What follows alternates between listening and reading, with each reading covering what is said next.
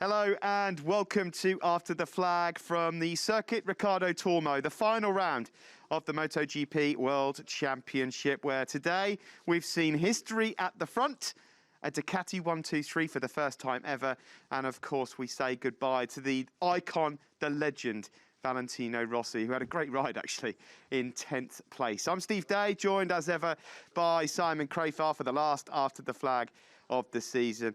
Simon, a fantastic season to be finished in that way. We've witnessed 16 different guys on the podium this year, 8 different winners. But Ducati have just been so good at the end of this year, particularly Pecco Bagnaia, who's the winner. And in a way, I suppose that's rather fitting that one of Valentino Rossi's protégés takes the glory. He's just been a class above the rest. But all in all, first of all, your thoughts on Ducati 123. What an achievement. Well, I genuinely think it was so powerful what they did today, this whole event, because coming into this race, everyone already thought the Duke is the bike this year, you know. But to do that, it's it kind of feels like the nail in the coffin of the hope of the riders on the other manufacturers, you know. Like they all know, excuse me, unless they do something special, stepping forward their machines, that they're going to have more of this. They're going to be in trouble. On the other side, hats off to Ducati, what they've done this year, because they've chosen the right guys to get on the bikes, and they've given them the bike to do the job. Unbelievable. Well, let's hear from the man that's completed the first ever Ducati 123. I'm sure he was hoping for more, but there were times in that race where it might not have been a podium at all. An excellent ride as ever, and a great end to the season for Jack Miller, and Matt's with him now. Yeah, thanks a lot, Steve. It is another great ending to the season for Jack Miller. He's making a bit of a habit of this. He did it in 2019, 2020, now in 2021. Jack, great race, a historic race for Ducati, of course, their first ever 1-2-3 on a podium in MotoGP. You got a great start, and then you dropped back a little bit. We weren't quite sure whether it was front tyre or rear tyre, but clearly you said you were just managing that rear tyre, and it worked because your pace in those last laps was really strong. You've got to be delighted to finish the season on the podium. Definitely. Yeah, I would have liked to have had a little bit more. I tried to go a little bit at the beginning, but I was just really, like you say, trying to manage the tyre, both the front and the rear, especially the rear on the... We were sort of like, you know, when they do their analysis before the race and understand they estimate what the tyre's going to be, we were borderline. It was better in warm-up, but I knew, okay, you're going to have to be a little bit more calm to be there at the end. What I really wanted to do was just get in front and control the pace. But then I tried to pass Jorge, got it done, I think, into turn 1, and then he got me back at turn 2. And it was like a domino effect. As soon as you sort of get a little bit interrupted, it's like bang, bang, bang, 3-4 bikes come past. And, you know, those Suzukis, especially in the beginning, were able to really dive bomb me straight up because they can just turn so well, and they had a lot of grip at that point. But, yeah, I just had to sort of go back, reset. I was leaving myself a little bit vulnerable. Turn 1, turn 13, just not really accelerating massively out of it, just really trying to manage the tyre. And I maybe could have been a little bit more, let's say, aggressive with it towards the end of the race. But I just really wanted to finish today, want to be on the podium, especially when I saw 3 there. I got close enough to Jorge. Well, I didn't look at the lap board. The last I looked was 14 to go, and then I saw 2. I thought, oh, it's now or never, buddy. So I got close to him, and then coming on the start of the last lap, I forgot to bloody press the ride height device coming out of the last corner. I was like right on his tail. I just got a beautiful run, and I come out, and the thing just started wheeling, and I thought, what? That's weird. What's going on here? And literally, it wasn't until I got past the finish line, I've gone, this hasn't squatted yet. Click. I was like, a bit late now, champ. So, no, I was there, had fun, and the season's strong again. I think what I need to do is just have a little like home trip planned, you know, every couple of weeks, just to keep me motivated to keep going, because it seems to be the one that gets it going towards the end of the year, as I know I get to go home soon, so everything's a little bit more cheerful, I guess. I don't know. Incredible way to end the season, Jack. Looking ahead quickly to 2022, I mean, you've had great form of late. Pecco's won 4 of the last 6 races. You've won the Constructor Championship, the Team Championship secured today as well, and this historic first Ducati lockout of the podium. You guys look really strong going into 2022 next year. Yeah, and we haven't even got the 22 bike. Yeah, you wait till we get that bad boy. Nah, it should be good. I mean, Pecco is on form at the moment, really on form. So I bet you he's quite bummed the championship's ending now. But you know, he'll be there next year for sure, as will Jorge, I'm sure. So we've got our work cut out for us, but you know, 4th in the championship this year. It was an improvement. 3 places better than last year, so hopefully we can go 3 places better next year. You know, we need to go home, reflect on everything that's happened throughout this year, and try to come back a better rider again next year. How special was it as well on the cool-down lap to join that little celebration with Valentino? I mean, all you guys have got so much respect and admiration for him. That must have been just a top off the day, really, a podium, and to get that moment as well. Mega, you know, to be on a podium is always good, but then to do that, I mean, the bloke's a legend. Just sitting over there, honestly, between him and Danilo as well. Danilo's last race as well, so I'll give him a big hug there and say, we'll have a beer later, like that. No, the heat, honestly, you couldn't believe, because we were all parked so tight. I turned my bike off and then I couldn't get the bloody thing going again afterwards, because I know how hot they get idling, so I was like, I'm turning this thing off for now, because who knows how long we're going to be sat here. The heat sat there from all those motorcycles, honestly, it was mega, but no. A legend. The fans today, fantastic to see. I mean, I haven't seen this place that full since 2015. It was mega, so just a great way to finish off 2021, and can't wait to be back here. Awesome job, mate. Enjoy the winter back at home in Australia, and my money is on you to beat Petrucci tomorrow for the worst liver on Monday morning here in Valencia. Well done, mate. Impossible. Impossible. Good job. Always great to hear from Jack Miller on the podium. Thanks, Matt. Thank you to Jack Miller as well. Good end to the season for Jack, but he's hit the nail on the head. I mean, he knows that he's got to come back swinging next year, and he's got 2 fierce competitors, not only Pecco Bagnaia, but you have to put Jorge Martin in that category as well, because another year wiser, no longer a rookie. Star Wars, isn't it? No longer a rookie, and he's going to be quite a powerful unit, I think, next year. He definitely is. I will be surprised if Jorge can step up to that golden group of boys that is fighting for the championship. I only say that. I'm a big Jorge fan. I'm just saying, I think he needs a little more experience, meaning 2 years on these bikes at these tracks. So you're going back to all the tracks for the second time. Then once you've done that, I think that's when you're really to fight for the championship, you know. There is no doubt Jorge's going to win some races and fight, you know, get on the podium.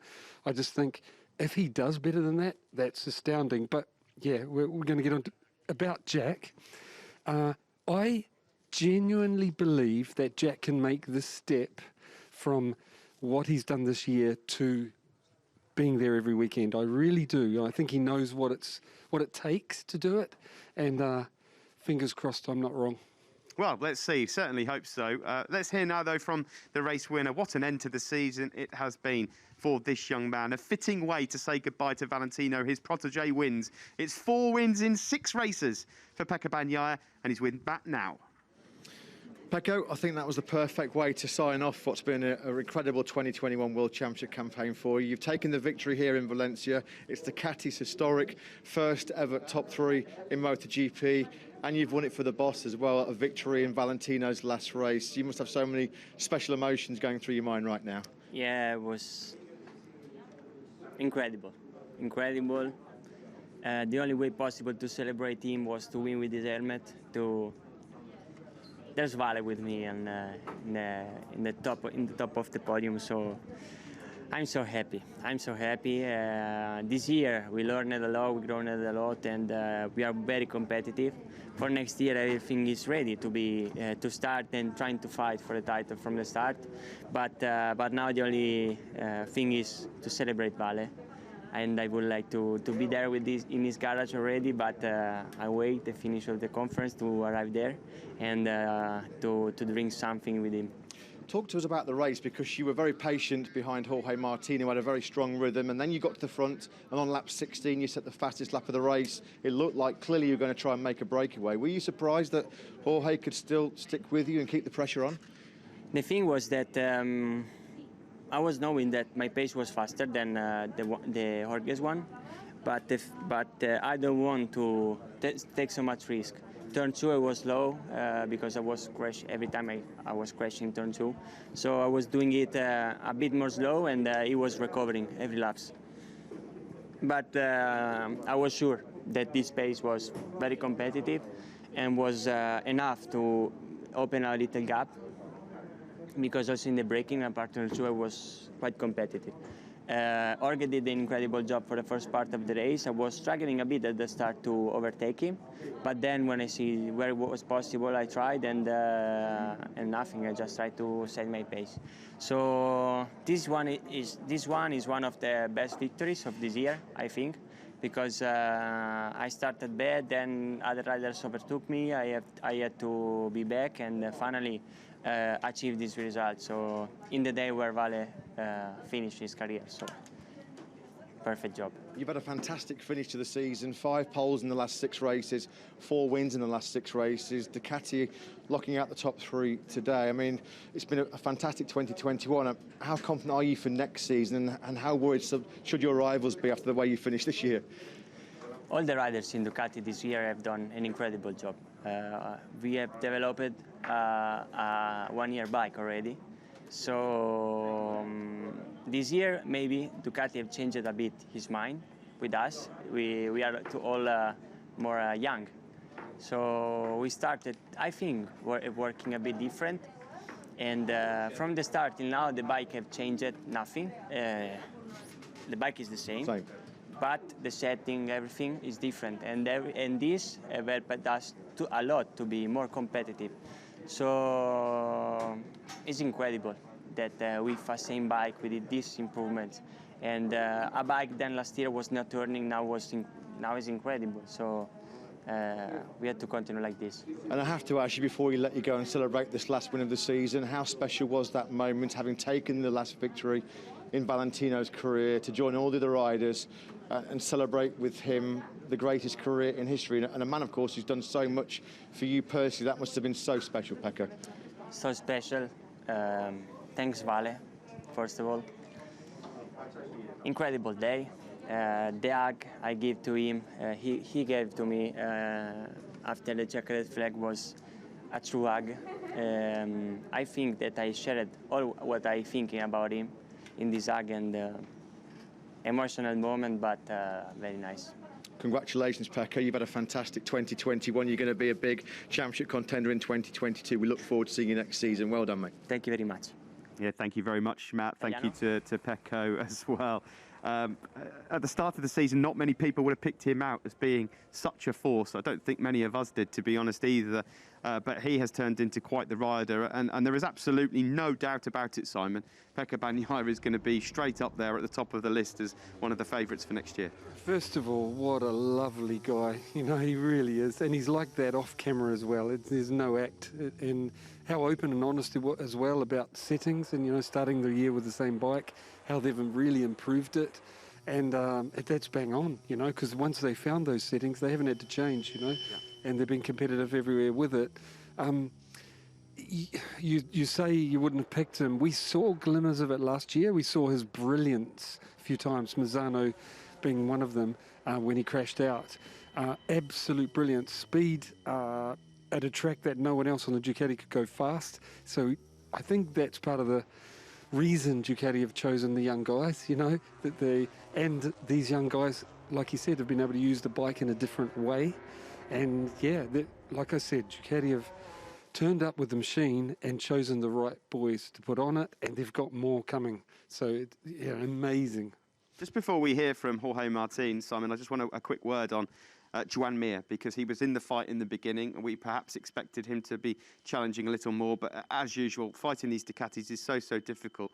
A classy ride, faded towards the end, but he did he did everything he could. Well, today there was 3 standout riders, absolutely brilliant, that weren't on Ducatis, and that was Mir, Rins and Quartararo. Unbelievable speed, and like they are special riders, you know, the speed here. Rins threw it away. Again, I genuinely think he was a podium guy today. I thought he was going to win. Just the Ducatis surprised me as well with their ability to maintain the tyre to the end. They've never been able to do it like this. Their ability to turn the bike. Yeah, we're seeing Rins's crash. I mean, that's so sad, and you can see it. These guys know he was on the podium and genuinely thought he had a chance for the win. Maybe not in the end, because the Ducatis were incredible. But I'll repeat, though, Quartararo, Mir and Rins, what rides. I think maybe Quadraro had the same problem, but I think front tyre for Mir, you know, like chasing in the group, you guys called it in the race, chasing, pushing, trying to keep up and behind, and like you have to, they're losing on the straight, so they push so hard into the turns, overheat the front tyre, pressure goes up, and then they're like, oh, you know, maybe Rins same, you know, crashing. But I think that's the danger with trying to make up for the deficit, you know. Before we hear from Jorge Martin, then just a quick word on Jorge Martin. Starting from pole today, we were completely unaware until moments before the race that he was quite sick last night. From 10 o'clock till 5, he was awake, he was vomiting. He'd not eaten anything since yesterday as well. I mean, as a rookie, you're already going to feel shattered at the end of a 27-lap MotoGP race around here, but with no energy as well, and having been sick throughout the night. What a ride from Jorge Martin. I mean, it was a ride not even considering that. It was an amazing ride.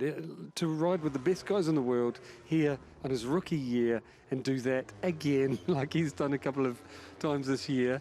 But talking to his team manager, Francesco Guidotti, you heard the interview, but I saw his face. He really meant it. He's worked with a lot of guys like Danilo Petrucci, Bagnaia, Miller, and now Jorge, and he said the guy is incredible. You know, he looked at me in the eyes just going like he couldn't believe what he's done. He said it was twice incredible because the ride he did as a rookie, but also to do it with no sleep, no food, and having to get, I'd say, a drip to get some liquids in him today to be able to, and he still did that. One thing, when you meet Jorge, when you're talking to him and he's relaxed, you feel this, he's got an aura about him, like a powerful energy, you know, and that when he releases it out on track, all of this, it's, yeah, awesome. He's a warrior, isn't he? Yes. He's an absolute warrior. Yes, that's the word. Yeah, fantastic scenes for Jorge Martin. Of course, don't forget, before we go, we will, of course, talk about Valentino Rossi before we go. And we will also talk about Remy Gardner as well, who's become the Moto2 world champion here today in what has been a fantastic season. Elsewhere, Brad Binder struggled a bit. A good start initially for Brad. He got up to 5th, and then a mistake on the opening lap just really cost him any chance of finishing in the top 5 today. Yeah, real shame about the mistake. Brad on Sundays, we've said it over and over again. A great ride, I think. They've been struggling all weekend, front wheel locking, like we heard in Portimao, and lack of drive off the turns, and struggle with all the riders. I've heard the same thing. And what a great effort, as always, from Brad on Sunday. Miguel, I mean, the guy is wonderful. He is, to me, Pecco Bagnaia-esque. The magic, the quality in all areas, managing race, and he's lost at the moment. And I seriously hope they find a way, because it'd be great to see him back fighting for the front for the championship next year. The riders are just entering the press conference room now, so and I understand Jorge Martin isn't going to be interviewing. He's not feeling very well after that race, which is a terrible shame. We send our best wishes to Jorge Martin. Before we go then, quick word on Remy Gardner, world champion today. I'm sure you're absolutely delighted. I know that you're close to Remy. You know Wayne very well as well. He got the job done in the end. He really did. You know, I just, whenever I think of Remy, I think of the kids struggling 3 years ago, and nobody really believed in him, you know, making too many mistakes. And I said to Mick Doohan, the guy's got it, you know. And I'm just so glad that he's realised his potential. That's it, because a lot of riders don't, you know. You see what they've got, it doesn't all come together, they don't get in the right team, like was happening to Remy early on. He got on the right team and showed what he can do, and yeah, super happy for him. Yeah, fantastic job. I mean, there were some moments in the race, I have to be honest, where there must have been a few nerves going on, because of course Raul getting to the front, and there was so much going on around Remy. A lot of harsh moves up ahead of him as well. Yep. Remy put the World Championship winning ride in last week. He was unbeatable. Doesn't matter what tyres Raul chose. This week, Raul knew what he had to do and had one of his rides, magic, like his quality. Remy, can you imagine being out there, trying to stay out of trouble, riding as fast as those guys do, knowing you make one mistake, championship's over? Must have been some pressure, right? And again, he coped with it and did the right thing, I think, staying out of trouble. Congratulations to Remy Gardner. The last thing before we go, because the press conference will be starting shortly, of course, is Valentino Rossi. It's the only place that we can end, really, his 432nd and final MotoGP race.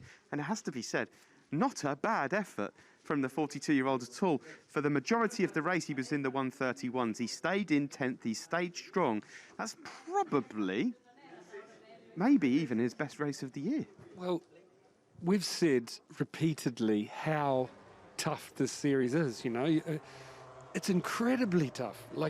And a guy of that age, I'm not saying it because I love Valley, because I do, but I didn't think he could do that today. It was amazing to go out with an effort like that, you know, with so many good guys behind you, including Franco Morbidelli on the same bike, you know, beat him.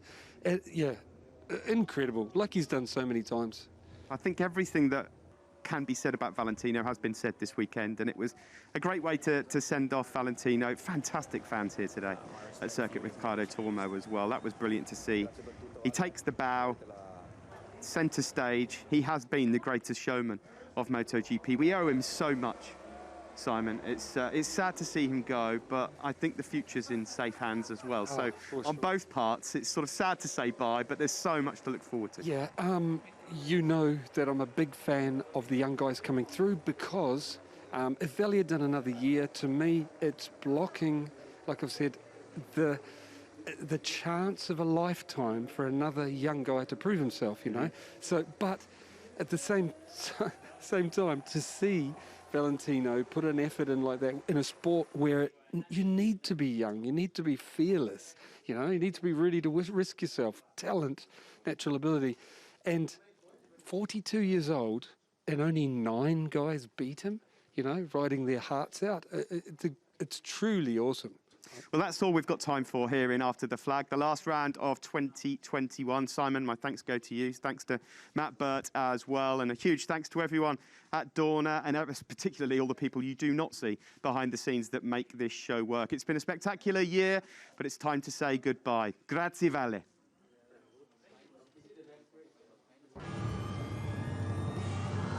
It's the end of the season and the end of a golden era for MotoGP. Valentino Rossi, the greatest of all time, calls time on his iconic career.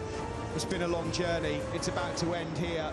27 laps. What a start for Mud. That was so close as lights went out. Keep an eye on the jump starts. If not, that was the perfect start for Jorge Martin. Like a rocket ship, he leads down into turn 1.